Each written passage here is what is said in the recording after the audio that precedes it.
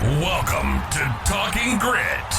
All right, welcome to Talking Grit. I am Jason Harwood. With me is Jacob Litton.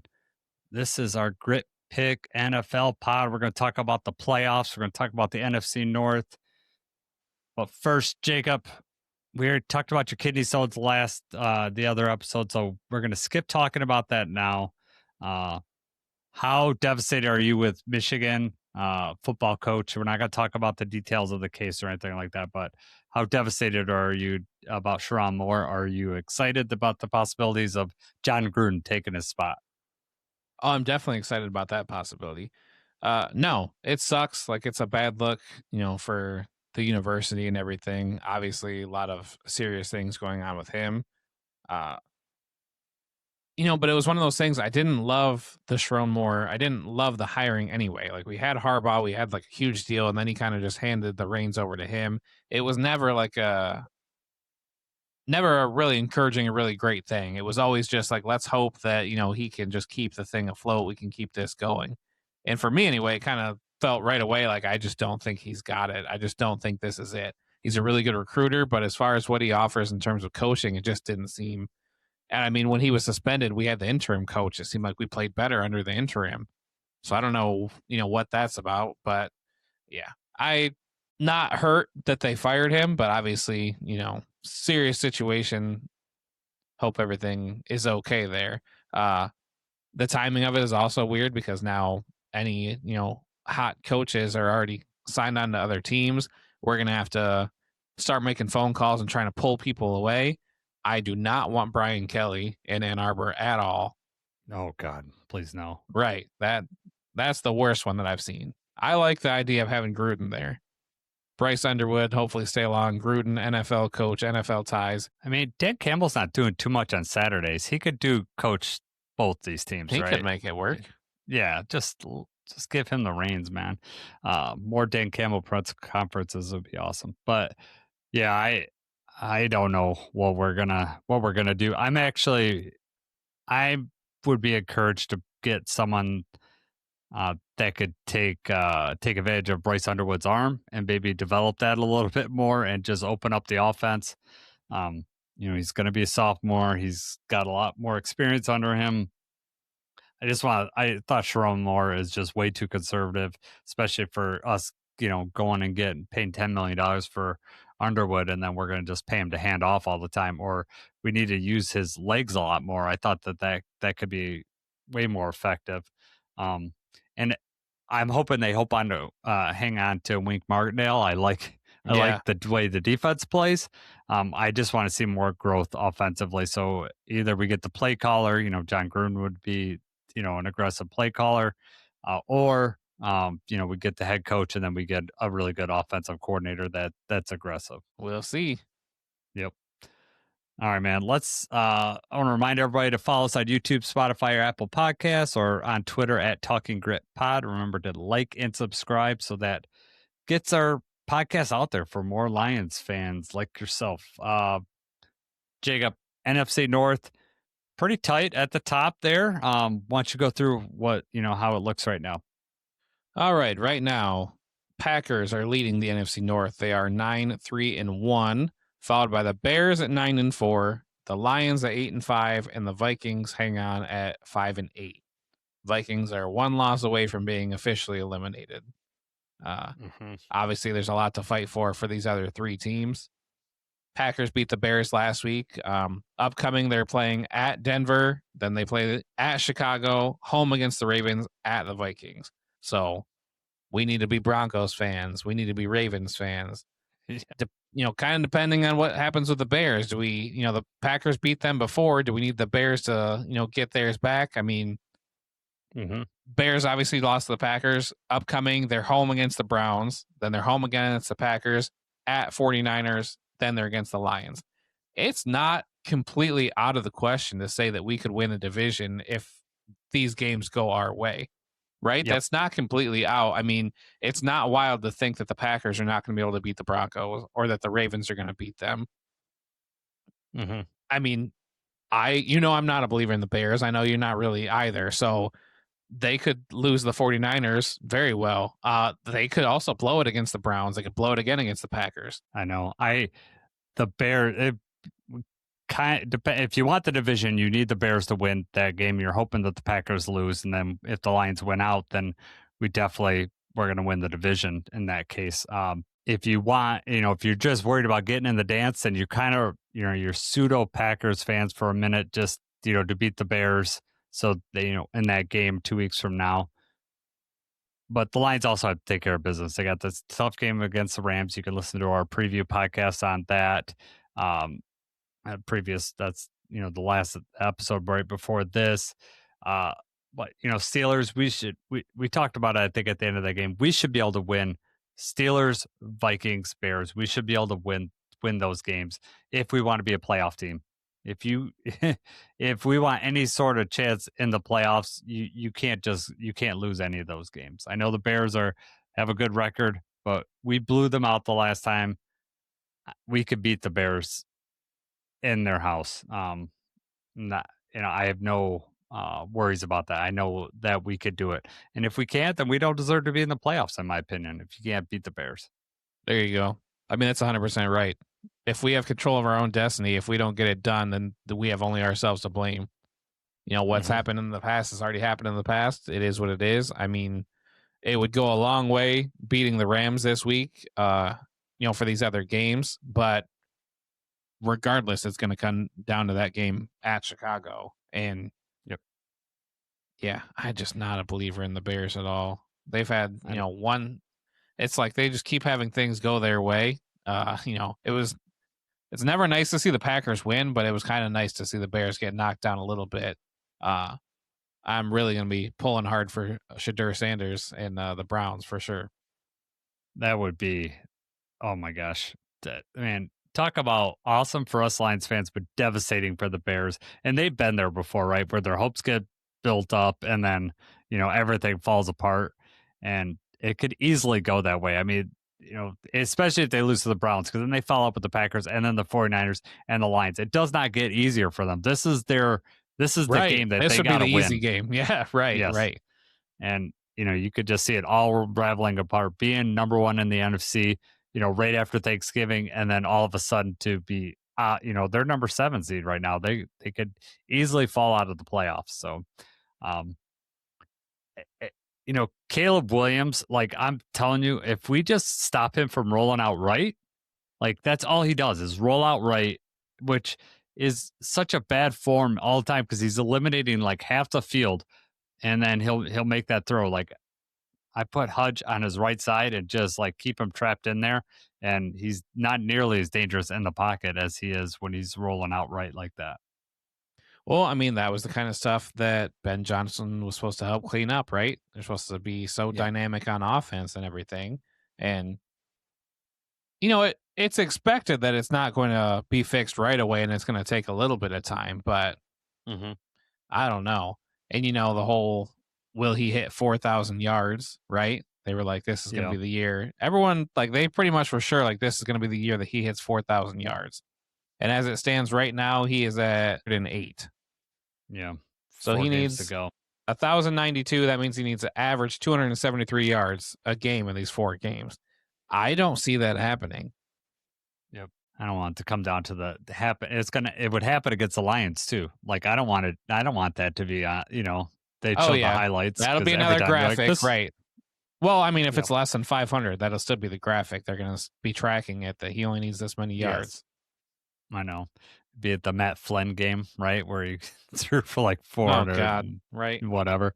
I don't want to see that, but he's gonna. What's he got? 3 at and all these 3 of the 4 are at home for them, which would be good, but it's also going to be outdoors in December in Chicago, so it may not be conducive for for passing or the receivers catching it. True.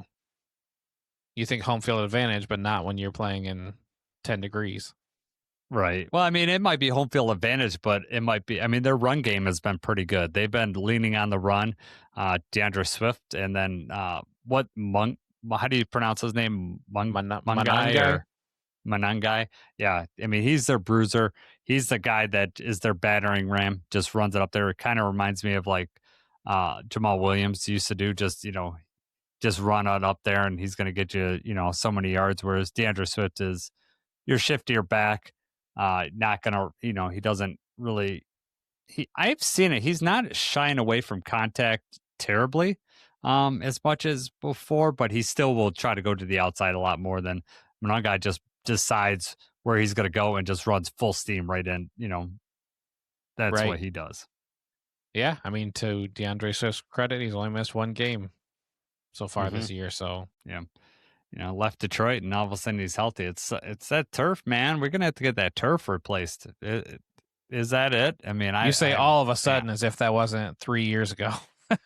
yeah, I know. Well, I mean, he was fairly healthy. I mean, with Philadelphia, I mean, I more think than he Detroit. I mean, last he year. did I miss don't. some games. Man, I'd have to look and see. I feel like last year he might have played in every game. Yeah, playing outside on that grass has probably been a good thing. All right, so you know, for the Lions, if we want to win the division, Packers got to lose 2 games. We basically got to gain 2 games on them because they own the tiebreaker for us. So they're going to have to lose 2, 2 more than what we win. So if we go 4-0, they got to go 2-2. If we go 3-1, they got to go 1-3. So really to have us to have any shot at this, we got to beat the Rams this week and pretty much go undefeated because they do play the Broncos. They do go at the Bears and the Ravens. If the Ravens are fighting for a playoff spot, they could win too. So we'll see how that goes. So you're saying there's a chance? There is a chance. Yes, Jim Carrey. I look at the NFC playoffs. So the Rams are number 1 seed right now. They play obviously Rams Lions this week. The Rams go at Seattle, which is a Thursday night game, then at the Falcons, and then Cardinals. So they ended up the last 2 games pretty easy, pretty easier games on their schedule. However, the first 2, that's tough for them. So if they want to hold on to that number 1 seed, they're going to have to they're going to have to win at least 3 out of those 4 games. But they do play Seattle they have the same record right now. Now, did Seattle beat them earlier in the year or did the Rams win that game? I can't remember. The Rams won. Okay. It was in LA. The Rams won. So, and it was really close. 19-21. Packers are Packers are number 2 seed right now. We just talked about who they got coming up. Eagles are number 3 seed. Someone from the NFC East is going to make it. So it's either the Eagles or it's going to be Dallas. Or be the only 2 teams out of there. If you're a Lions fan, those teams you're not overly worried about because they're probably not going to get wild card spots. Probably just one team for the NFC East is going to make it. The Bucks are playing right now, depending on how that goes. They lost to the Saints last week, so who knows with that. The Panthers could overtake them, but either one of those not really consequential because probably one team's going to make it for the NFC South. The Seahawks are consequential because we could be in a battle for them for a wild card spot. They play the Colts this week, so they're going to be able to take advantage of Phillip Rivers, who might be starting that game, which is a crazy, crazy storyline that I did not expect to happen this year. And then Seahawks, like we said, play the Rams, then at Panthers and 49ers. So Seahawks have a fairly difficult schedule coming up. Obviously, the Colts would be much more difficult had Daniel Jones not got hurt, but 3 out of those 4 games are against possible playoff teams. It's going to be tough. Yeah, and no gimmies there. What? No gimmies? I said no gimmies there. I don't like. Obviously, the Panthers are the weakest of the teams they have left, but the Panthers have showed some fight. So it's in Carolina, and the Panthers are going to be fighting for a division too. I mean, the way the Bucks are playing lately, and it's remained to be seen. We're recording this on Thursday Night Football right now, 28-20, but the Falcons just intercepted them, so they might be tying this game up. So that's a tight game. Especially if the Bucks lose this game, the Panthers are definitely right in the playoff hunt. Right. Oh, number 6 seed is the 49ers. Their schedule, let's see, I think I wrote that down wrong. They play Titans, Colts, and then is it the Bears? Bears for And yeah, Titans, Colts, Bears, Seahawks. So, uh, you know, probably 2 out of those 3 are definitely playoff teams. Colts would have been considered a playoff team, but probably not without Daniel Jones. And Texans defense is playing so crazy, and Jaguars are the number 1 seed in that division right now.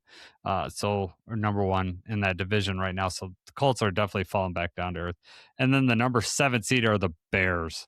And we've already kind of talked about them. So Jacob, are these the 7 that make it in your opinion, or you got them in some sort of different order? I do think the order is probably going to shuffle around a little bit. Mm-hmm.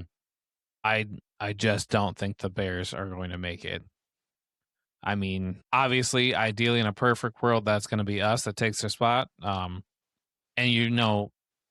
mathematically, maybe these teams are not eliminated, like the Panthers and Buccaneers potentially could both make it. They would need the Bears to lose out. They would need us to do really bad. But yeah, I'm going to go ahead and say that I think the 7 that are going to make it are going to be, the 6 that you have on there, and then we're going to take the spot of the Bears. That's how I think the playoffs going to go. As far as predicting the seeding and stuff like that, I do think that's going to change up quite a bit. I don't know.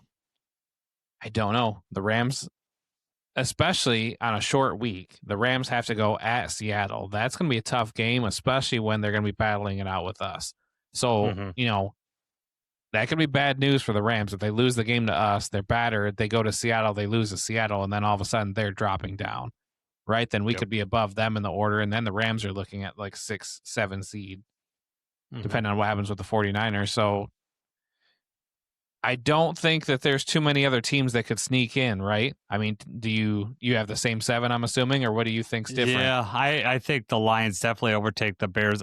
I could see, this season's not gone how every time you think you got something figured out, it flips. You're like, oh, how did this team lose to that team? Like last week, Saints and Bucks.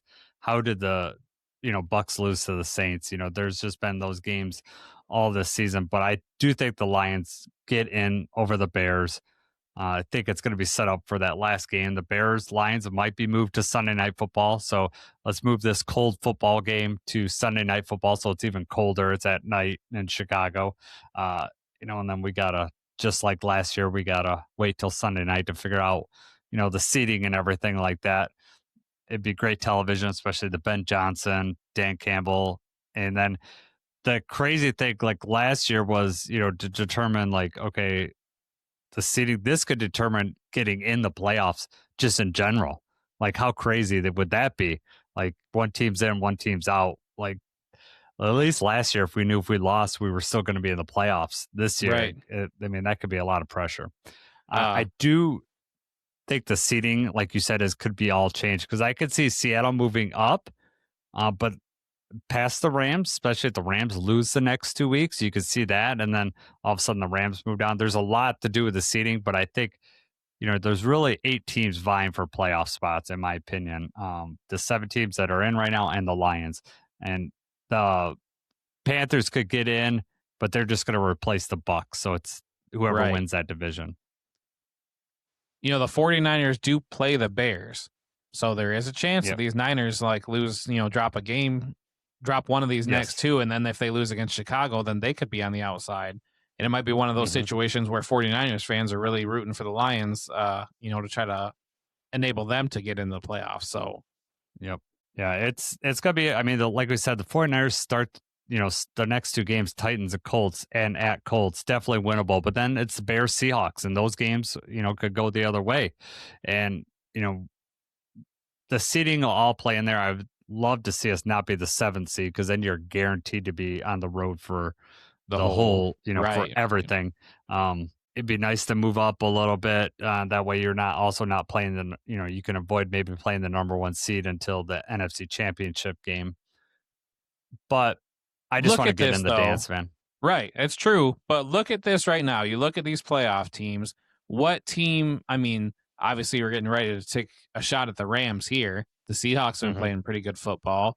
Not scared of the Bucks. We've played the Eagles. We played the Packers. I'm still not. There's not a team where it's like, man, if we get there, I just don't think that we'd be able to compete. I don't think they'd be there. I don't think that's the case. I mean, if we get in the playoffs, then we have a shot. That's all we need is a chance. I agree. I mean, you look at the Bucks, we beat them, and that was when we had like no one in our secondary, right? I mean, Branch didn't even play in that game. Now he's, he won't play in this game, but we missing everybody at our safeties and cornerback spots. Eagles, we played close. I would love to get another shot at the Eagles. I think we definitely build them. And then obviously the Packers beat us twice. It's hard to beat any team 3 times in one season. And we changed our whole rush plan differently after the Packers game, and I'd love to get another shot at them with us to be able to get some pressure on Jordan Love and have him make a mistake. We'll see how we match up with the Rams.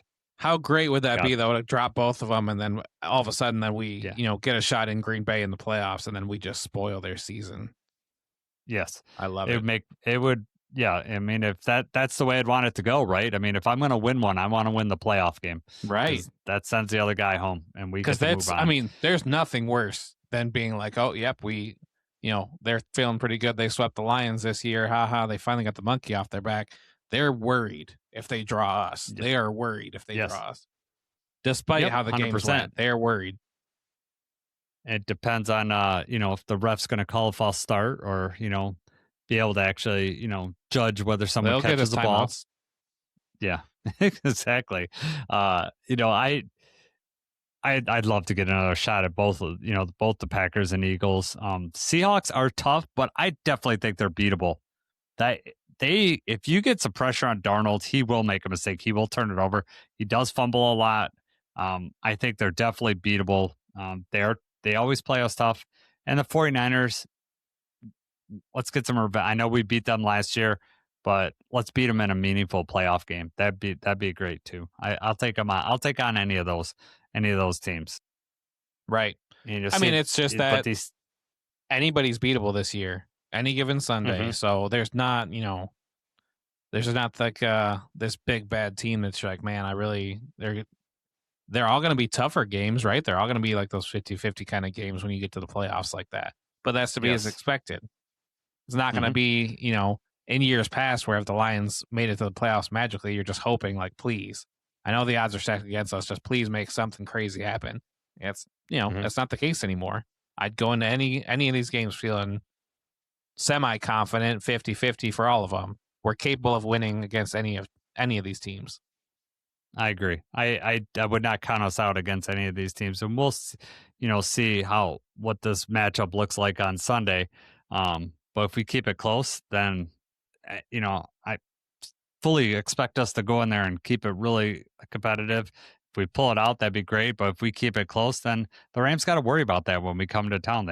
It's be hard for us to to beat us back to back. So we'll be ready to go. I'm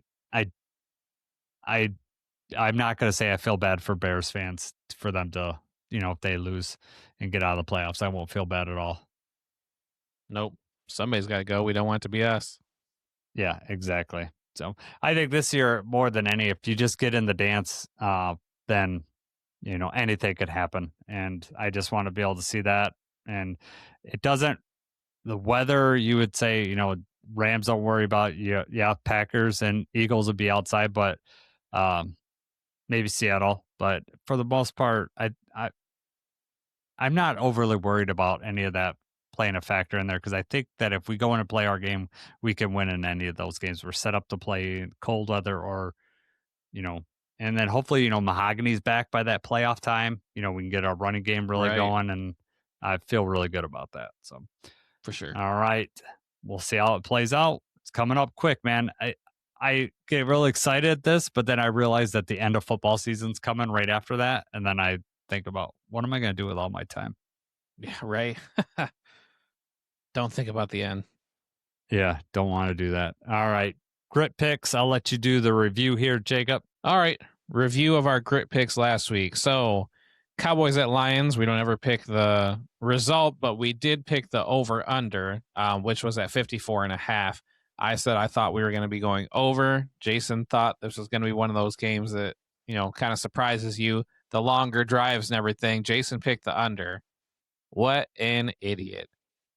No, I remember. If you remember why I picked the under, is like I'm trying to catch up to you, so I picked the opposite. And I was like, you better hope, because then I'm pulling Yeah. further away. Yep, and you did. So I got that one right. Texans at Chiefs. I think we both had the same idea here, where the Chiefs' back is against the wall. They're a really good team. We both thought they were going to find a way to get that done, and they didn't.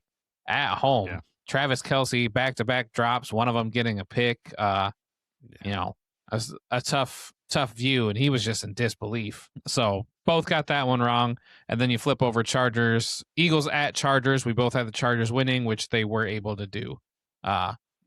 That was the special game this year that they did, for the kids. I don't know if your kids probably are not into that anyway, but it was like a Monsters Incorporated thing. Yeah. Oh man, I don't even know if that was on Paramount. I think it was Paramount. I don't know what it was. But they had a special, where they track the players, and there's like the graphic. They had Mike Wazowski and Sully, and the ball was tracking, which was funny because they had that play for the game where it was like they had the interception, then the fumble, and then they turn it back over. And I saw it happen. I was watching on my phone too, but Milo was watching that on the TV. So then I'm watching the TV, like anticipation, like I want to see how they do that with these characters, because the tracking is never on. Yeah. And turns out they did not do a good job. Sully just fell down, and that was it. The ball just stayed in place. Yeah, I saw the replay afterwards because I was wondering how that went down. In one of my leagues, one of the leagues that you and I are together, I had Jalen Hurts. So on one play, I only needed him to score like 6 points for me to win. And I think that knocked me out of the playoffs. I think I might have been in the playoffs had I won that. Yeah. Knocked me out of the playoffs in the losers bracket. I'm there with you. And he gets a interception and a fumble on the same play. And then he throws 3 more interceptions on top of that. So not very a good bad game for Jalen Hurts. No, not at all. I had Baker Mayfield and Caleb Williams sitting on my bench, but I thought, I'm going to go with the Eagles. They need this game. Chargers, great defense. Jalen Hurts not been playing well. I'm going to start him for my fantasy life. Yeah, well, I thought he'd score Monday Night Football. Wrong choice. All right. So that puts you, Jacob, at 31-18. Puts me all the way in the bottom there, 27-22. I have to catch up 4 games in 4 weeks. Quick. Yeah, I know. Well, we're going to start it right here. All right, Jacob. You and I already know who you picked on this one. Falcons, Bucks. Right now, it is 26-28 with 3:34 left. The Bucks are getting the ball. We already know who we picked here. I went with the Bucks, and you did too. The Bucks dropped this, so man, this is crazy for them. They just had more riding on it than the Falcons, and they're at home. So yeah, I definitely thought the Bucks were going to win this game, but Kirk Cousins, 314 yards, 3 touchdowns, no picks. I did not get to see what just happened. So they scored and they went for 2 and didn't get it, but I did not see what happened with that. So Mayfield threw an interception to give the Atlanta the ball back. They went down, scored pretty quickly, but they did not get the 2-point conversion. Who's the Falcons kicker now? I don't know, because Younghoe Koo is not on their team. He had that terrible kick with the Giants. Yeah, right. Did you see that where he kicked? Oh my God. I don't know how he didn't hurt himself really bad. I know. You got to be, you're fully swinging your leg and you're just like, I don't know how you don't screw up your toe or something with that. I don't know how a professional kicker ever does that, but yeah. Anyway, so we both picked the Bucks here. As it is right now, they're in the lead, but as far as our standings go for this, it's not going to make a difference. No. Sunday Night Football, you got the Vikings at the Cowboys. They are never going to remove Cowboys from a Sunday Night Football game. I think that Cowboys game was the highest rated game ever on Prime. Right. And doesn't surprise me with those two teams. Very rabid fan bases that really, watch, every game. So that doesn't surprise me, but I really would have liked this. And it was a good game. Yes. Thursday Night Football, but both teams had a week rest from the Thanksgiving thing. The game went well. Perfect storm for the NFL. Right. I would have rather them move this game out, move the Lions into the Sunday night game, just because I think it's going to be a better game overall. But Vikings at Cowboys, who are you taking in this one, Jacob? Well, obviously, the Cowboys' playoff chances took a big hit with the loss last week, but they are not out of it. The Eagles lost again. The Eagles have not looked so good. So the Cowboys holding out hope that they can catch them. The Vikings would be officially eliminated with a loss, I believe. So they're back literally right against the wall. I envision the Vikings defense slowing down the Cowboys, but not enough to win the game. So I'm picking the Cowboys. Yep, I'm going with the Cowboys too in this one. Vikings 31-0 last week. That was the most shocking score that Right. JJ McCarthy gets a win. They put up points on the board. Maybe he's not the worst quarterback ever picked, like some people want you to believe. I'll be really, really interested when this season is over to hear the fan base's opinions and to hear where they think they are going forward. Yep. Because I just don't know how you put this season on JJ McCarthy and say that he's the reason that this happened. And like you said, I saw the graphics, like, oh, he's the worst quarterback in the league by a wide margin. And I mean, obviously it's hard to be unbiased because we're Michigan fans, but I'm okay with the Vikings tanking and going 5-8, but I just don't. In my opinion, I don't think that you put all that on JJ McCarthy, especially when he did not play and I think he missed like 4 games, right? I mean, yeah. Well, and their offensive line is like just you wouldn't know by where the Lions rushed them, but other teams be able to get in there and get some pressure on them. So they, I think it has more to do with that, which is crazy because they spent a lot of money on their offensive line and it just didn't work out for them. All right, Monday Night Football, Dolphins at Steelers. Dolphins been on a run lately. I went ahead and I picked Miami in this game. Steelers still got are Steelers. They're in the AFC South, or AFC North. Are they leading the division right now over the Ravens? They are, yes, because they Ravens lost, right? So right. So this is, it's still a tight game for that division. So the Steelers do need to win this one, but I'm going to go with Miami in this one. Who do you got, Jacob? Yeah, Dolphins have won 4 in a row. They've won 5 out of the last 6. The problem, though, is that almost all of these wins were not against great teams. They were against teams like towards the bottom of the league, except for the Bills. But 4 in a row is an impressive streak. I don't think they've been eliminated just yet. They have an outside chance of the playoffs. However, the Steelers won their last game against the Ravens. They're in first place in a tight division. They're at home. They really need the win. I don't know if you saw about TJ Watt. I guess he has some sort of like lung issue or something happened. Yeah. So they don't know what's going on with that, about his status for the game. And that would be a huge loss, obviously. But I am picking the Steelers to win. Okay. I usually pick the Dolphins, and I told JJ I'd stop because every time I pick the Dolphins, they lose. And since I stopped picking them, they've won. They won 4 in a row. So I'm going to go with the Steelers on this one. It's also one of those things. Miami, it's going to be colder in Pittsburgh. Miami traditionally, like when they move to the cold weather, just don't always hit very well. So I got the Steelers here. Yeah, that TJ Watt thing, there isn't a lot of information out about that, but it seems like it might be like an internal doctor issue, like something happened, like similar to the Tyrod Taylor situation. Oh, really? See, I did not see all the details. See, the article I read, it was very vague, but it insinuated that there was like a team doctor situation here. So I don't know, what happened. That's just the article I read. I don't know that for a fact, but it would be, if he doesn't play next week, then, that puts the Lions game in doubt too, depending on that. And that, I'll take that advantage. I don't want him to be hurt, but we go into plenty of these games with people on our injury list. I'm okay with taking advantage of it this time. Yeah. That's terrible if a team, obviously it's terrible either way, but you almost would rather it be something the team doctor did versus them finding some sort of issue with his lungs or, being career threatening or something like that. Yep. So with Tyrod Taylor though, it was a lung thing, right? Wasn't it the same kind of thing? Like it was an injection that went wrong or? Yeah, the doctor punctured the lung. Like they were giving him some sort of injection and then punctured it. So his lung collapsed. That's like a huge medical issue. Yeah. Beyond like just like missing the football game. But then, It changed the course of gets Tyrod Taylor's career. It did. It did. Like he does it. I mean, he's never going to be more than, a backup that you could count on for a couple of games. I mean, he's not going to go in there and just win a bunch of games for you, but he gets injured enough on his own that he doesn't need the team doctor doing it for him. Right.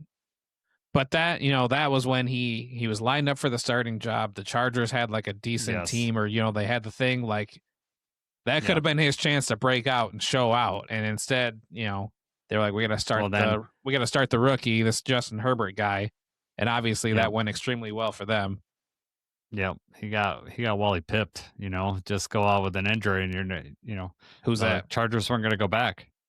Do you know what that is? Wally Pipp? I just said, who is that? Okay. So that's a very old baseball reference, but that's what happened. Wally Pipp was a player, got injured, and then I can't remember who. Like, it's a pretty famous baseball player, but hold on. I looked up Wally Pipp, and the first sub search is, what does being Wally Pipped mean? Wally Pipp, a first baseman, played for the Tigers, Yankees, and Reds between 1913 and 1928. Back when Jason used to listen to games on the radio. I think Lou Gehrig came in for him. That's what it is. Lou Gehrig replaced Wally Pipp, and then so that's what it is. I see. Yeah. So it means you've lost your job or spot in the lineup Hall of Famer because you temporarily stepped out, often due to a minor issue, and your replacement performed so well they kept the position. And that's what it says. He had a headache, so they started Lou Gehrig in his place, and then that started Lou Gehrig's legendary consecutive game streak. That is some bad luck. There you go. You learned something today. Wally Pipped, right? Wally Pipped. Yeah, there we go. I can't say that I'd be using that because you've about aged yourself out of that reference, man. I don't think many people are going to get That's that. way before me, but it just shows you how well versed I am in sports culture and sports shows how history. old you are. Yeah, that's true. All right, man. It's been fun talking football with you. As always, big game coming up. Check out our preview podcast about the Lions. We got Sheriff Joe Baggs on there. Just a fun podcast. It was good. We learned a lot about the Rams, and I implore you to check that out. No movie talk today.